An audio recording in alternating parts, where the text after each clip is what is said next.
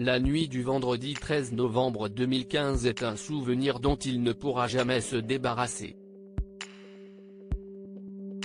Confronté à une série d'attaques à Paris et sa banlieue, François Hollande a été sur tous les fronts, convoquant un conseil des ministres en urgence, avant de déclarer l'état d'urgence. Une soirée dont il a dévoilé les dessous dans les colonnes du Parisien Magazine. Si est-il la procédure que nous avions arrêtée en cas d'attentat de cette ampleur, a-t-il expliqué.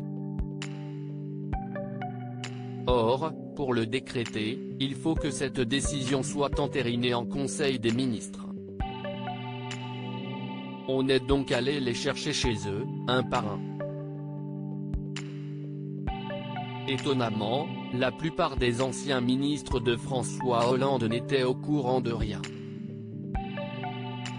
L'ancien président de la République a révélé que certains d'entre eux n'avaient pas allumé la télé ni regardé leur portable, soit parce qu'ils dînaient chez des amis, soit parce qu'ils dormaient.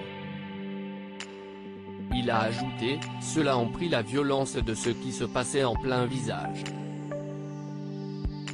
Sans surprise, le Conseil des ministres s'est déroulé sur fond de douleur.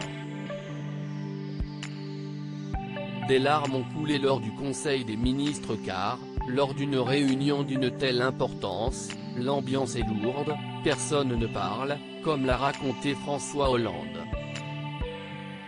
Que dire? Certains pleurent. J'expose la situation et fais part de mes décisions, il n'y a pas de débat. En 20 minutes, l'affaire est entendue.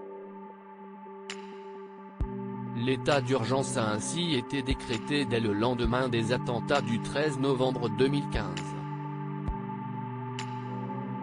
En d'autres termes, et selon les propos de l'ex-chef de l'État au moment des faits, certains lieux ont été fermés, la circulation a été interdite et des perquisitions ont été lancées dans l'intégralité du département de l'Île-de-France.